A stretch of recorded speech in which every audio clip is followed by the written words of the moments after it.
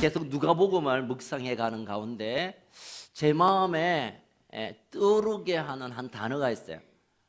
계속 우리가 누가복음을 찾아 걸어가는 그 여정 가운데 있는데 부흥이란 단어가 제 안에 막 꿈틀꿈틀해요. 부흥.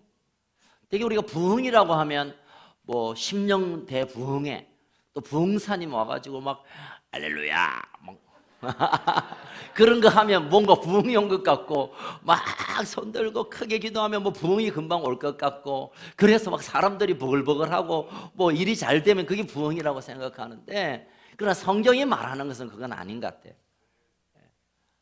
성경이 말하고 있는 것, 부흥은 제가 오늘 누가복음을 통하여 정의하는 것은 동시다발적으로 성령의 부어주심, 성령이 찾아오셔서 우리의 생각과 의지와 삶을 주장하시고 지배하시고 다스리시는 것이 부흥입니다. 아멘.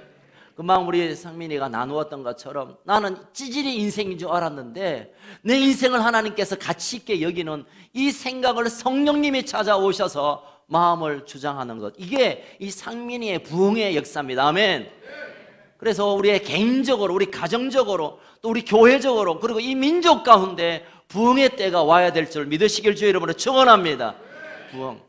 그런데 이 부흥이 우리가 그렇게 원하면 되어지면 얼마나 좋겠어요. 저도 부흥됐으면 좋겠어요. 이놈의 성질 때문에, 이놈의 성질 때문에. 저도, 우리 아이들도, 우리 가정도, 우리 너희들도, 우리 교회도, 정말 이 나라, 이 민족이 지금 뭐 정신을 못 차리고 있는 이 시대를 바라보며 좀 부흥을 주세요 이렇게 외치지만 우리가 그렇게 부흥을 원한다고 부흥이 오지를 않는 것 같아요. 또 부흥사가 부흥을 만들어주는 것도 아니고, 그러면 언제 이 부흥이 실제적으로 내가 하나님의 형상이 회복되고 가정이 정말 하나님의 나라의 온전함이 이루어지고 교회 안에 진짜 영적인 것들이 살아나는 이 부흥, 여러분 숫자 아닙니다. 숫자 아닙니다. 500명이 1000명 되는 게 부흥 아니에요. 여러분 착각하지 마세요. 10,000원 벌었는데 50,000원 벌고 100만 원 버는 사람이 200만 원 벌고 부흥이 아니에요. 여러분. 부흥은 정말 우리 하나님의 깨어진 형상이 회복되는, 다시 살아나는 이런 부흥은 그럼 언제 오느냐? 오늘 예수님이 우리에게 친히 말하고 있습니다.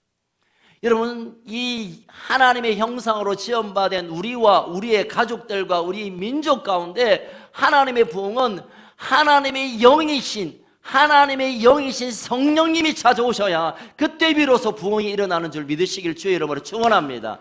성령님이 오셔야 돼요. 성령님이. 오늘 찬양을 계속 성령 찬양 불러서 제 마음에 막 감동이 있습니다.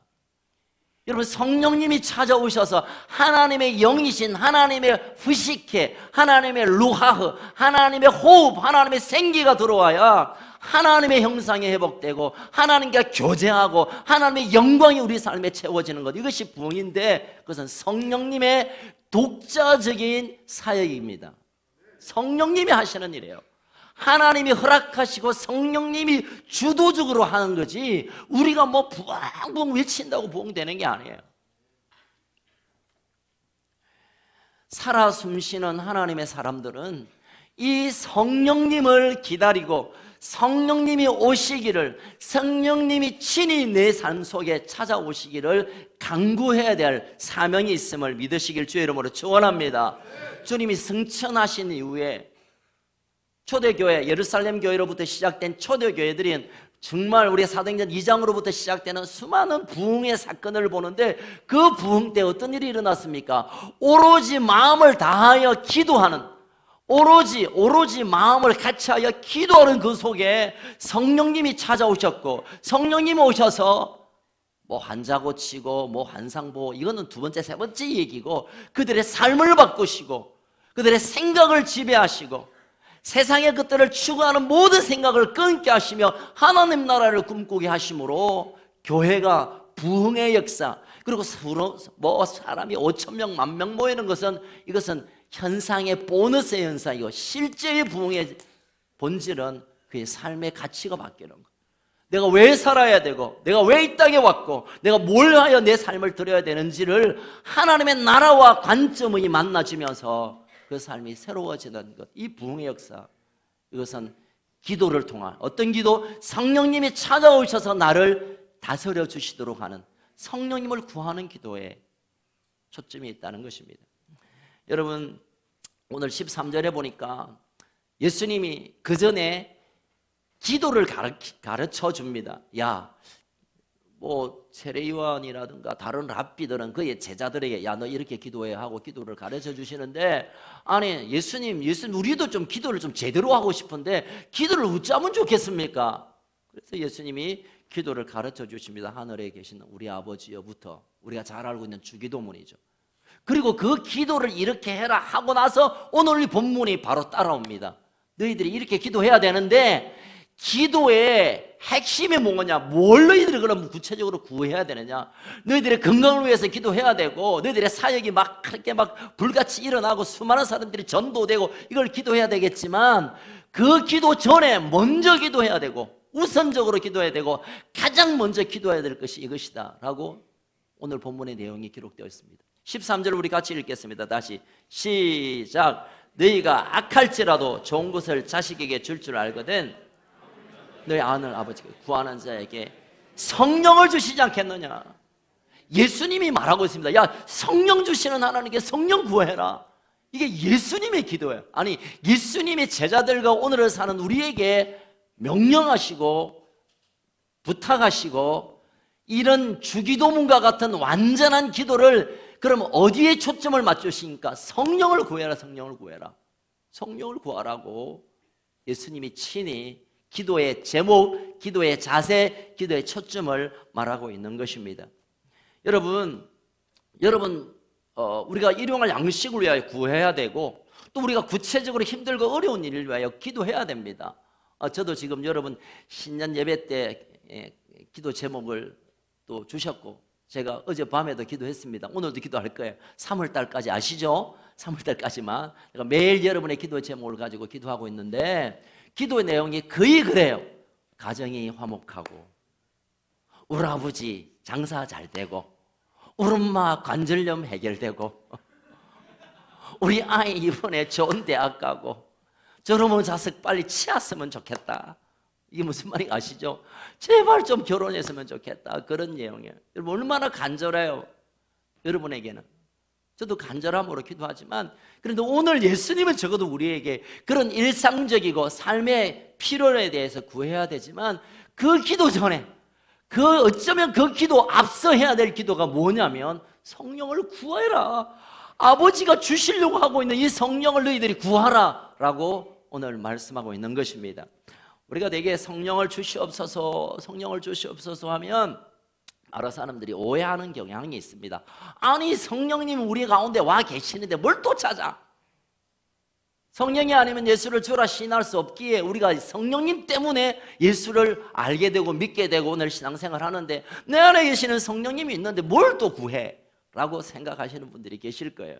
근데 여러분 이 땅에 우리나라에 복음이 들어왔고 그리고 최초로 하나님의 사람을 세우는 평양신학교에서 그 평양신학교로부터 소위 말하는 장로교의 신학적 흐름이 오늘까지 와 있습니다. 물론 뭐 장신도 있고 총신도 있고 뭐 그 전에 조선신학교 뭐 이래 있는 이 신학교에부터 흘러왔던 신학적인 성령에 관한 신학적인 배경은 우리가 중생하게 되는 예수를 믿어 예수님을 내 인생의 구주로 영접할 때 역사하시는 성령님과 우리의 삶에 있어서 약함을 능력으로 승리케 하는 이 성령 세례 체험은 다른 차원이다라고 가르쳤어요. 지금도 그렇습니다. 여러분 총신에 우리 기독론 교리를 가르치는 교수님들은 우리가 예수님을 만날 때 역사하셨던 예수를 우리가 복음을 들고 예수님의 소식을 들을 때 야 나를 위하여 십자가에 돌아가셨구나. 그분을 통하여 내가 영생을 누리겠구나. 그분은 하나님의 아들로 나의 인생을 위해서 친히 오신 분이구나 라고 고백되어질 때 역사하셨던 성령님, 그 성령님 계시지만 그런 우리의 실제적인 삶 가운데 우리의 약함과 우리의 부족함과 우리의 제한된 삶을 뛰어넘게 하는 이 성령의 체험, 성령의 오심은 또 다른 차원이라고 가르치고 있습니다. 우리가 되돌아보면 교회 출발이 오순절 성령 강림으로부터 시작된 건 여러분 이미 알고 계시죠. 그래서 교회는 성령이 임하심으로 하나님의 사람들을, 하나님의 소망을, 하나님의 비전을 담은 하나님의 나라의 모형으로 교회가 시작되었고, 그 교회는 지속적으로 성령이 찾아오셔서 깨닫게 하시고 감동케 하시고 또 수많은 기적들을 통하여 하나님이 참으로 왕이시구나, 이 열방의 왕이시고 역사의 왕이시고 우리의 모든 것의 주관자 되시구나, 그것을 끊임없이 깨달아 알게 하시는 사역을 성령님이 오셔서 하시는 거예요. 지금까지. 여러분, 기도하지 않는 사람은 기도해야 합니다. 여러분, 기도하지 않으면 우리 영적 호흡이 끝나는 거예요. 그러면 기도를 한다면 바른 기도해야 되고 바른 순서와 바른 자세의 기도가 필요합니다. 그것은 성령님을 구하는 기도. 나의 아무리 급하고 힘들고 간절함이 있는 내용일지라도 먼저 성령을 구하는 기도. 성령님이 친히 찾아오셔서 나를 다스려 주시고 내 가정에, 내가 직장에, 내가 하는 모든 일에 성령의 지혜와 능력과 성령이 하시는 일이 드러나도록 하는 일을 가장 먼저 기도해야 될 줄로 믿으시길 주의 이름으로 축원합니다. 성령을 구하는 기도는 이상한 기도가 아니에요. 주님이 가르쳐 주셨고, 지금 이 제자들이 이제는 예수님이 떠나고 나면 이 제자들이 이제 하나님 나라의 복음을 증거해야 될 사명이 있는데 그 일을 어떻게 감당할 수 있느냐? 내가 가르쳐준 하늘의 복음, 비유, 말씀, 그리고 내가 행했던 기적도 너희들이 이것을 통하여 하나님 나라를 증거해야 되겠지만, 그러나 성령이 오시지 아니하면, 하나님의 성령이 너희를 덮지 아니하면 이 일을 감당하지 못할 걸 미리 아시고 예수님이 성령을 구해라, 아버지께 구하라, 제발 구해라. 여러분, 같은 내용을 다루고 있는 마태복음 7장 11절에는 마태는 이렇게 기록하고 있습니다. 마태복음 7장 11절 제가 한번 읽어보드리겠습니다. 너희가 악한 자라도 좋은 것으로 자식에게 줄 줄 알거든 하물며 하늘에 계신 너희 아버지께서 구하는 자에게 좋은 것을 주시지 않겠느냐 라고 기록하고 있습니다. 마태는 하나님이 우리에게 주시는 좋은 선물이 있다, 그걸 구해라고 말했고, 누가는 그 좋은 것을 성령을 주시지 않겠나라고 말한 거예요. 그러니까 하나님이 우리에게 주시는 가장 좋은 선물이 뭐냐면 건강도 있고 돈도 있고 건세도 있고 또 여러분 소원하는 것도 하나님 주신 선물이겠지만 가장 좋은 선물은 성령을 우리에게 주시는 것입니다. 우리가 가장 필요한 하나님으로 받은 복, 하나님으로부터 우리가 받아야 할 복의 가장 우선적인 것은 성령님을 우리가 받는 거예요. 여러분 별로 감동이 없으신가 봐요. 여러분, 우리가 그동안 하나님께 구했던 기도의 제목들을 들여다보면 당장 급하고 당장 어려운 거 맞아요. 예수님이 그걸 몰라가지고 야 그냥 성령 구해라, 그 다음은 네가 알아서 해라, 그게 아니라 아무리 급하고 아무리 힘들고 아무리 해결되어야 될 문제가 있다 할지라도 성령 구하는 것이 먼저 전제가 되어버리면, 성령이 어쩌면 오시면 우리의 삶의 모든 문제를 그분이 해결해 주시기에 성령을 구하라고, 먼저 구하라고 예수님이 말씀하고 있는 것입니다. 여러분, 아버지께서 성령을 우리에게 주시고 성령을 우리에게 보내어 주셔서 그분이 우리의 삶을 변하게 하십니다. 여러분, 가슴을 치고 내가 이 버릇 빨리 끝내야 되는데, 이 못난 성격 바꿔야 되겠는데, 나 이거 좀 끊어야 되겠는데 애쓰고 수고하고 얼마나 우리가 결심합니까? 그러나 우리가 순간 무너지는 이유는 성령님께서 행하시는 것보다 내 의지로 뭘 하려고 하는, 의지로 하려고 내 생각과 내 계획과 내 마음으로 하려는 것들이 우리를 덮고 있기 때문입니다. 여러분, 예수 믿는다는 것은 예수의 생각, 예수님의 마음, 예수님의 계획이 내 생각과 내 계획을 누르는, 지배하는, 다스리는 것을 의미합니다. 예수님의 생각과 예수님의 마음과 예수님의 삶이 무엇입니까? 성령이 우리에게 날마다 가르쳐 주시는 거예요. 성령의 은혜는 좋은 것 중에 좋은 것이고 하나님이 주는 선물 가운데 선물입니다. 할렐루야. 자, 그러면 이 제자들이 이 성령을 구했고, 그리고 그 삶에 그들이 할 수 없었던 그들의 한계를 뛰어넘는 사역의 사람으로 바꾸어집니다. 여러분, 첫 번째로 성령님은 그의 자녀들에게 줍니다. 오늘 본문을 잘 들여다보시면 13절, 너희가 악할지라도 너희 아버지, 너희라고 하는 것은 지금 제자들을 향하여 말하고 있지만 결국은 믿음으로 살아가는 우리에게 말합니다. 너희에게 주시는 거야. 너희에게. 아무나 성령 능력 주시지 않고, 성령님 찾아오시지 않고 아무나 성령의 권능을 베푸지 않습니다. 너희들에게, 하나님의 자녀들에게. 그럼 하나님의 자녀들에게 성령을 주신다는 것은 하나님의 자녀 되기 전에 이미 성령 오신 거잖아요.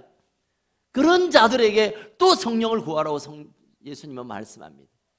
그런데 이 너희에게 그냥 주는 게 아니라 13절을 잘 들여다보면 구한 너희들 중에 성령으로 예수 믿고 성령으로 하나님을 아버지로 부르는 너희들이 구할 때 성령을 또 주신다는 거예요. 구할 때. 다시 말하면 성령님이 친히 내 삶에 오시기를 구하고 간구하고 간절히 기도하는 자에게 성령님은 오셔서 너희들의 한계를 뛰어넘는 내 삶의 문제를 돌파하는 일들을 행하실 거라고 약속하고 있는 것입니다. 아멘.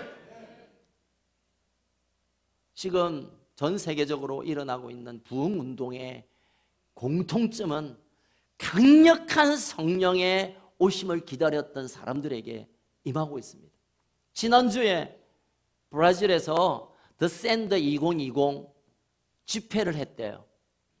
세계 스타디움에 14만 명이 모였고 그들의 은으로 방영되었던 TV를 실시간으로 보았던 사람이 56만 명이고 그것을 갓TV라는 인터넷 TV에서 영어로 중계했는데 14만 명이 함께 동시에 봤대요. 다시 말하면 그 한순간에 90만 명의 전 열방의 상도들이 그 현장을 보고 그의 삶을 하나님께 헌신하고 그의 삶을 하나님께 드리는 사건이 지난주에 있었어요. 그 일에 어떤 일이 일어난 줄 아세요? 브라질 대통령이 거기에 참여해서, 우리나라는 물론 이제 캐톨릭 역사적인 캐톨릭 나라이지만 그 국교가 따로 없고 좀 자유로운 종교적인 환경입니다. 대통령이 나는 하나님을 나의 왕으로 모시고 나를 주님의 제자로 내 삶을 드립니다 하고 공개적으로 신앙 고백을 했어요. 그날 예수를 믿었어요. 브라질 대통령이. 지난주 사람들이 많이 모였기 때문에 아니요 여러분. 분위기가 좀 좋았기 아니요. 성령이 그들에게 오시니까 그냥 거기서 많은 사람이 모였으니까 대통령이 자기의 어떤 뭐 위신이라든가 자기의 어떤 뭐 이름 때문에 옷을지도 몰라요. 그러나 거기 성령이 임하니까 대통령부터 수십만의 젊은이들이 이제는 내 삶의 가치, 내가 이 땅에 뭘 이루고 싶은 삶이 아니라 하나님을 위하여 내 삶을 드리겠다고 손을 드는 수십만의 사람이 일어나고 있는 거예요. 여러분, 이것이 어떤 기획을 잘해서 뭐 강사가 좋아서 뭐 분위기가 아니요. 성령이 주도적으로 그들의 심령을 만졌고 성령이 주도적으로 그들에게 하늘을 꿈꾸게 하시고 성령이 주도적으로 자기의 삶을 포기하고 하나님 앞에 손들게 하신 것입니다. 여러분, 우리나라에 80년대 90년대 막 우리 여의도에 모이고 뭐 이랬을 때 그때는 성령님이 임했는데 요즘은 너무 환경이 좋고 예배 환경도 좋고 찬양도 기가 막히고 뭐 시스템도 좋고 이러니까 이런 프로젝트가 이런 어떤 장비가 또 이런 어떤 프로그램이 어떤 뭐가 기가 막힌 뭐 어떤 방법이 부흥을 주는 것으로 많은 사람들이 착각하고 있어요. 목사님이 이렇게 하면 부흥합니다. 이걸 좀 해보세요. 목사님이 이렇게 하면 사람들의 마음을 움직여서 교회에 끌어올 수 있습니다. 목사님이 이렇게 하면 우리 교회가 더 사이즈가 클 수 있습니다고 말들 하지만 성령이 아니오시면 우리의 이 모든 일은 다 헛된 것이고 의미 없는 것입니다. 여러분, 부흥은 자꾸 교회가 숫자 많아지는 것을 여러분 그거 전혀 아니에요. 여러분, 과거에 들어왔던 그것 생각들을 깨트리십시오. 숫자가 많지만 그 안에 하나님의 살아계신 영이 없고 숫자가 수십만인데도 그게 하나님의 말씀과 하나님의 영이 거하지 않으면 그냥 무리예요. 무리.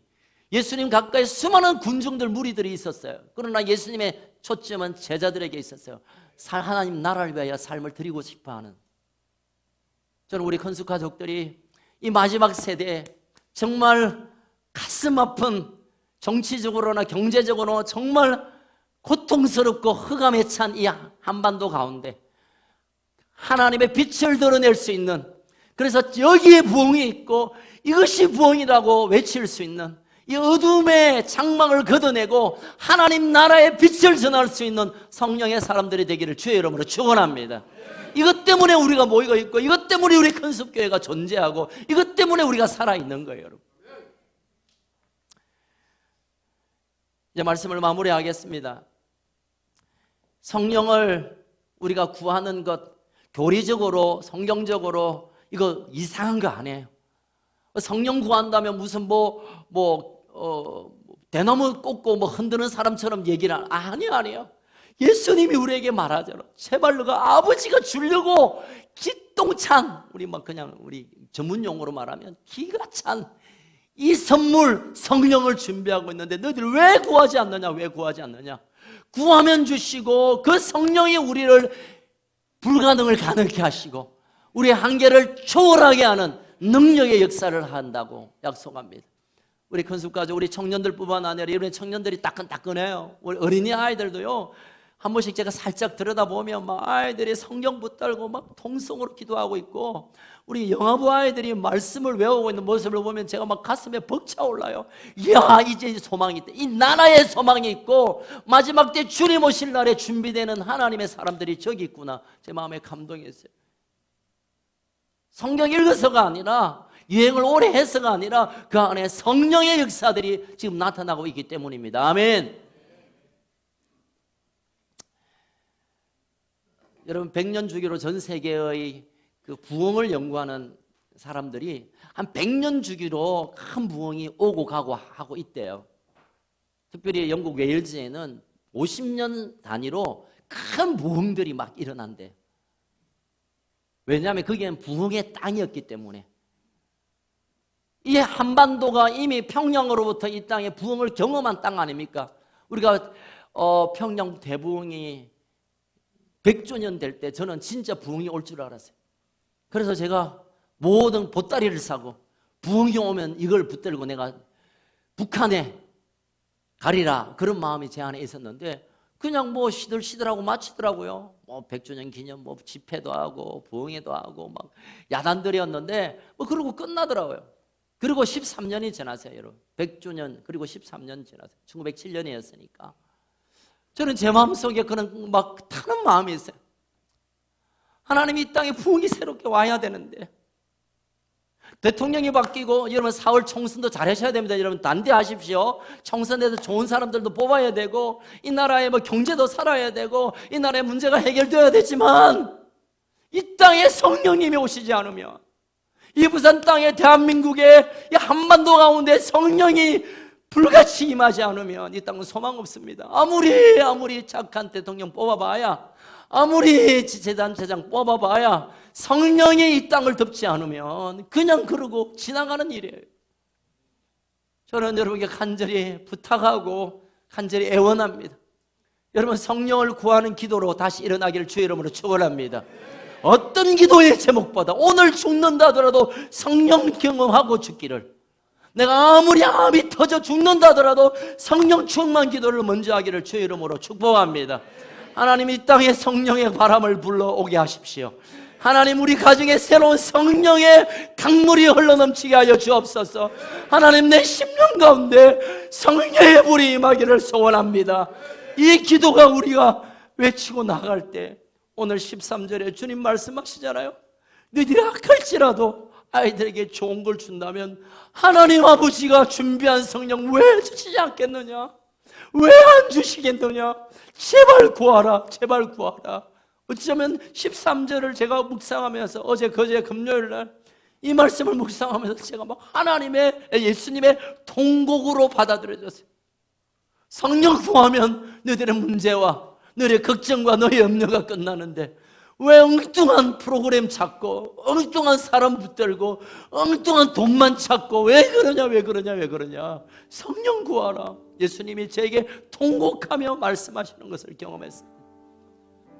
사랑하는 우리 큰숲가족 여러분, 성도 여러분, 우리 인생에 성령 세례를 받은 경험이 있겠지만 저는 오늘 이 시간에 우리가 집단적으로 우리가 함께 성령을 경험하는, 그래서 내 생각과 내 의지와 나의 모든 계획들이 귀하고 좋겠지만 하나님의 영을 받고 하나님의 지혜를 구하고 하나님의 능력을 받고, 그래서 나를 살리고 내 가정을 살리고 이 부산 땅을 살려내고 이 흔들리고 비틀거리는 이 민족을 살려내고 2,500만 우리 북한 동포들을 구원해내는 하나님의 사람으로 세워지기를 주의 이름으로 축원합니다. 이 시간에 성령이 필요합니다. 성령님 나에게 찾아와 주십시오. 내가 성령을 구하기를 원합니다. 성령님이 이 시간 내게 찾아오셔서 나를 새롭게 하십시오. 간절한 소망이 있는 분이 있다면 그 자리에 일어나서 우리 함께 기도하며 나아가겠습니다. 제가 먼저 기도하겠습니다. 하나님 아버지, 이미 우리에게 성령님을 보내어 주셔서 예수님의 복음을 들을 때 우리가 믿어지게 하시고 믿음으로 걷게 하시니 감사합니다. 그렇지만 여전히 우리의 삶에 눈물이 고여있는 아픔들이 있습니다. 경제적으로도 또는 관계적으로 우리 아이들을 바라보며 또 내 인생의 미래를 보면 우리의 마음이 자꾸 무너지고 쓰러져 갑니다. 하나님, 이걸 어떻게 하면 좋겠습니까? 오늘 누가복음 11장 13절에서 예수님이 제자들을 위하여 통곡하며 외친 것처럼 아버지가 성령을 주시려고 하는데 너 왜 안 구하냐? 성령을 구하면 너희들의 눈물과 아픔과 상처와 다 이것들이 다 해결되는데 제발 성령을 구하라고 하신 주님의 마음을 이 시간 우리가 함께 봤습니다. 그리고 오늘 미루지 않고 오늘 이 시간 우리가 함께 그 성령을 구하기를 원합니다. 성령님 찾아와 주시옵소서. 성령님 답답하고 클클하고 괴로운 이 10년 가운데 찾아와 주시옵소서. 성령님 나의 깨어진 내 삶에 찾아오셔서 새롭게 하여 주옵소서. 성령님 이 시간 우리 가운데 친히 찾아오셔서 하실 일을 행하여 주옵소서. 우리 주여 세 번 부르짖고 성령님 오시옵소서 외치며 기도하겠습니다. 주여